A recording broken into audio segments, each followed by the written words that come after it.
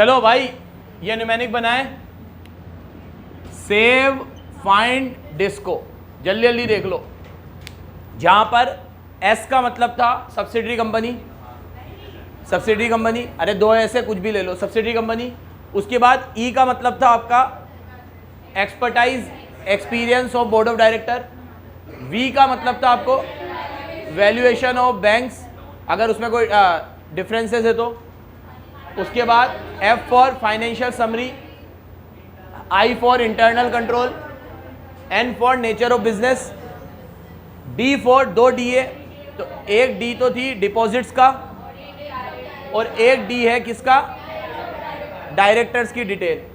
उसके बाद आई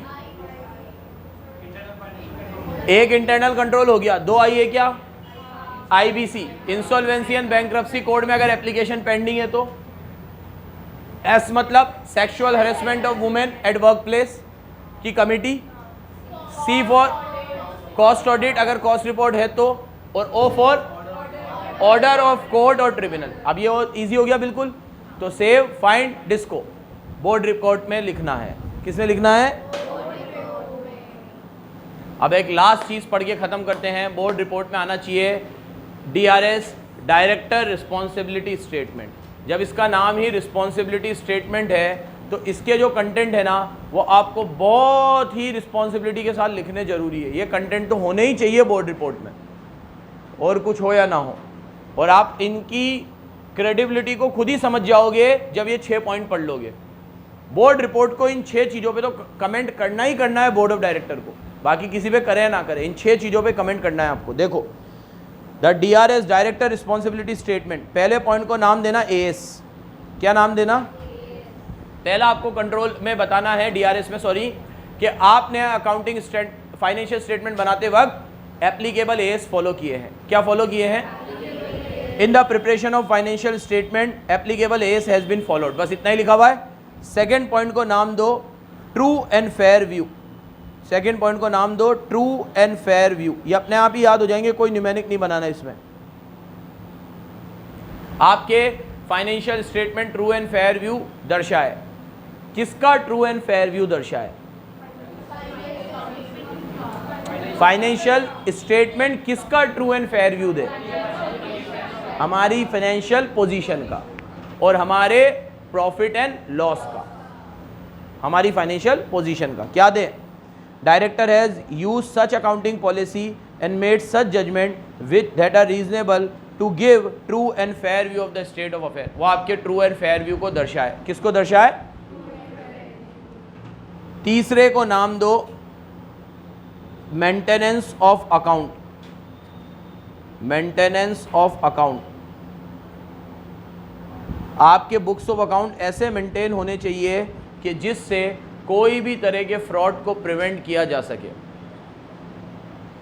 देखो एक बात बताता हूं मैं आपको, फ्रॉड प्रिवेंट करने के लिए आपके बुक्स ऑफ अकाउंट का सिस्टम बहुत पक्का होना चाहिए।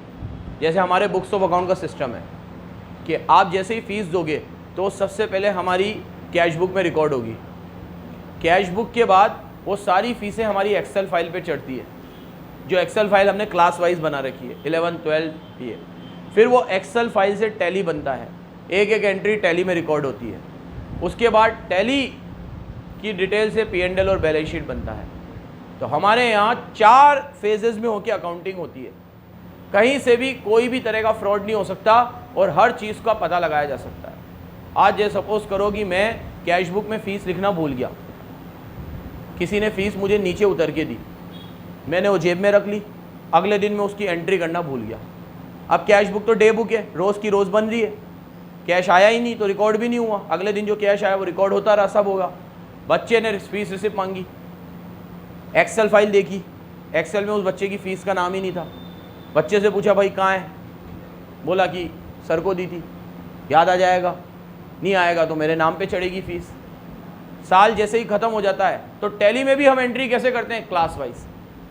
कैसे, cash account debit to 11th fees, cash account debit to 12th fees. बच्चे का नाम नहीं लिखते, बच्चे का नाम नीचे नरेशन में लिखते हैं। अब 11th की फ़ीस अगर टैली में हो रही है 5 लाख रुपए, तो एक्सेल में भी जो इंस्टॉलमेंट्स है उनका टोटल 5 लाख आना चाहिए। अब एक्सेल में 5 और टैली में 5, 5 से 5 मैली टैली, इसका मतलब सारी फीस रिकॉर्ड हुई है, फिर हमारा प्रोसेस आगे बढ़ेगा। तो कोई भी चीज़ ऐसी होती ही नहीं है कि जैसे मैं अक्सर बोलता हूँ कि 5 रुपए की चाय भी आती है ना यहाँ पे, तो बराबर कैश बुक में रिकॉर्ड होती है, एकदम पुख्ता अकाउंट होती है।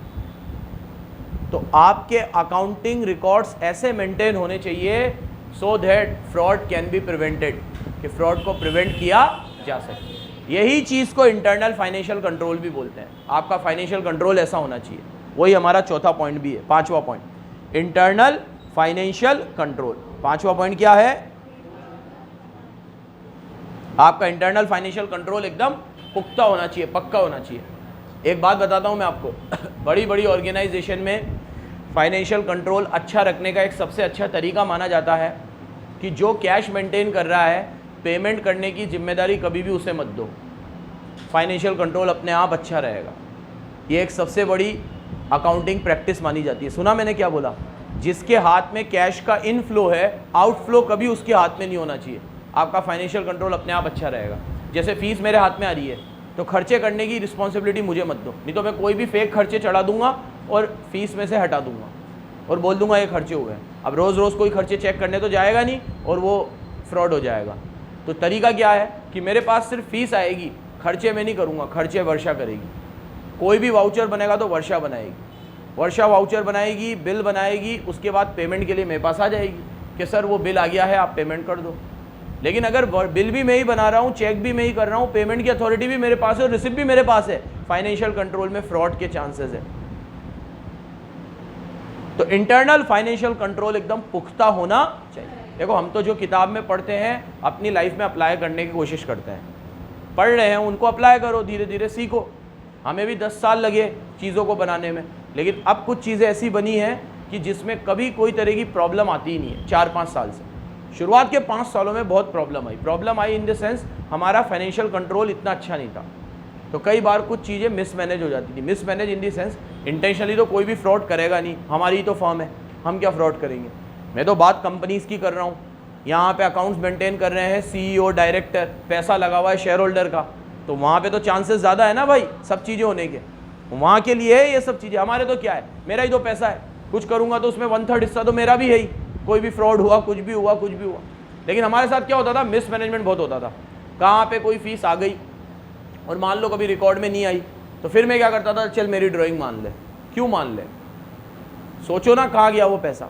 कई बार ऐसा होता था 7,000 हाथ में आए, 7,000 की हाथों हाथ पेमेंट हो गई, तो आके चले गए ये, ना तो ये रिकॉर्ड हुआ ना ये रिकॉर्ड हुआ। अब फीस वाले बच्चे ने तो फीस मांग ली, अरे बोल दिया कि सर मैंने तो फीस जमा कराई है, मेरे को याद दिया गया यार इससे दिए तो दे 7,000, लेकिन मैं भूल गया कि मैंने पेमेंट कहाँ करी है। तो फिर मैंने कहा मेरे से ही खर्च हुए होंगे, तो मैंने कहा मेरी ड्राइंग लिख ले। हम ये करते थे पहले, आज ऐसा कभी भी नहीं होता। जो ड्राइंग लिखाई में आती है वो ड्राइंग होती ही है, ऐसा कभी भी नहीं होता, क्योंकि पेमेंट की अथॉरिटी मेरे पास है ही नहीं। तो अगर मेरे पास पैसा आया है तो मेरी जेब में कैश बुक में होना चाहिए। कभी अगर कोई फीस रिकॉर्ड में भी नहीं आई तो मैं घर जाके जब कैश टैली करता हूँ तो याद आ जाता है कि यार ये 10,000 रुपये ज़्यादा है, ये उस बच्चे की फीस होगी, क्योंकि कैश बुक में तो 190 आ रहे थे लेकिन एक्चुअल में तो 2 लाख आ रहे हैं, तो 10,000 ज़्यादा कहाँ से आए, तो इसका मतलब ये उस बच्चे की फीस होगी। 4 दिन बाद भी मिल जाती है फीस, कभी कोई दिक्कत नहीं आती, ठीक है, क्योंकि पेमेंट मेरे से हो ही नहीं सकती, पेमेंट की अथॉरिटी दूसरे के पास है। वो जब तक वाउचर बना के नहीं देगा, पेमेंट होगी नहीं, पेमेंट होगी तभी इसमें रिकॉर्ड में आएगा, तो वो एक सिस्टम है। ये सब फाइनेंशियल कंट्रोल में आता है। आपका किस में आता है? अगला चौथा एक बीच में मिस किया, अकाउंट गोइंग कंसर्न बेसिस पे बनने चाहिए। किस बेसिस पे बनने चाहिए? और लास्ट, डायरेक्टर्स के पास एप्लीकेबल लॉ आपको फॉलो करने हैं। एप्लीकेबल लॉ, एप्लीकेबल लॉ का मतलब होता है, कंपनी लॉ की बात नहीं कर रहा, कंपनी लॉ तो आप फॉलो करोगे, आपके पप्पा भी फॉलो करेंगे। कंपनी लॉ के अलावा जो दूसरे लॉ होते हैं, जैसे सबसे मेन होते हैं लेबर लॉ। बहुत सारी कंपनियां लेबर लॉ फॉलो नहीं करती। अभी ये सेक्सुअल हैरेसमेंट वाला, कहने को तो ये जरा सी चीज़ है, एक कमेटी बनाने में क्या जा रहा है आपका, बना दो ना। ये लॉ में ज़्यादा कोई बड़ा लॉ नहीं है, जरा सा लॉ है ये लॉ कहता है कमेटी बननी चाहिए, लड़कियों को आपत्ति हो वो कमेटी में आके बोले, अपनी बात रखे। अब ये लॉ सब कंपनी पे एप्लीकेबल है, जिनके यहाँ पर वर्क प्लेस में वुमेन होती है उन सब के लिए एप्लीकेबल है। तो बना दो ऐसी एक कमेटी, डायरेक्टर की कमेटी बना दो, उनको एड्रेस करेंगे, प्रॉपर लोग चुन के रखो, ये सारी चीज़ें। अब लेबर लॉ में प्रोविडेंट फंड टाइम पे नहीं देते, पेंशन टाइम पे नहीं देते, ग्रेचुटी टाइम पे नहीं देते, बोनस टाइम पे नहीं देते, सैलरी पकड़ा देते बस हर महीने, एक्सप्लॉइटेशन हो रहा है वर्कर का, लेबर लॉ फॉलो ही नहीं हो रहे।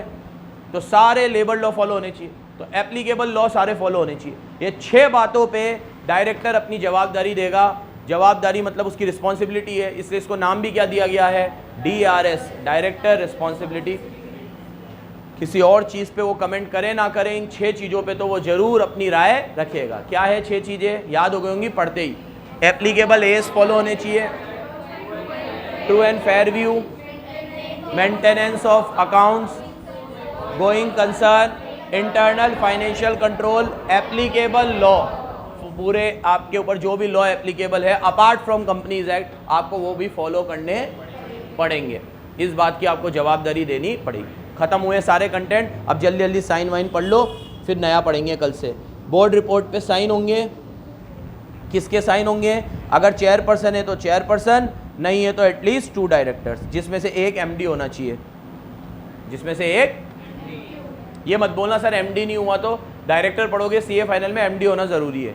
MD, WTD या मैनेजर, तीनों एक ही लेवल के होते हैं, इनमें से एक तो होना ही चाहिए। MD तो होगा ही होगा आपकी कंपनी में, ठीक है। चलो कॉन्ट्रावेंशन में पीछे पढ़ लो, अगर इस सेक्शन को पूरा नहीं किया तो कंपनी पे पेनल्टी 3 लाख की है, ऑफिसर इन डिफॉल्ट पे 50,000 की है। इसमें थोड़ा रट्टा ज़्यादा था, 2 लेक्चर लगे हमें इसको पढ़ने में, 134। ये एक बार वापस रीड कर लो रूल 8, क्योंकि DRS के 6 पॉइंट तो याद हो गए आपको। एक बार वापस देख लो DRS के 6 point. S, true and fair view, maintenance of accounts, going concern, internal financial control, applicable law, जो भी आप पे लॉ एप्लीकेबल है आप उन्हें फॉलो कर रहे हो कि नहीं, इनको याद कर लो एक बार। सेव में S4 तो वही था, subsidiary company, E for experience expertise of director, V for valuation, F for financial summary, I for internal control, N for nature of business, D for deposits, D for directors, I for insolvency and bankruptcy code, insolvency and, एक I इधर भी है ना, इधर I क्या है, internal control है, और इधर इंसॉल्वेंसी है। S, एक S इधर भी है, सब्सिडरी, और ये सेक्सुअल हरेसमेंट वाला, C फॉर कॉस्ट ऑडिट, और O for order of court और ट्रिब्यूनल। धन्यवाद, ये आपका बोर्ड रिपोर्ट समाप्त हुआ।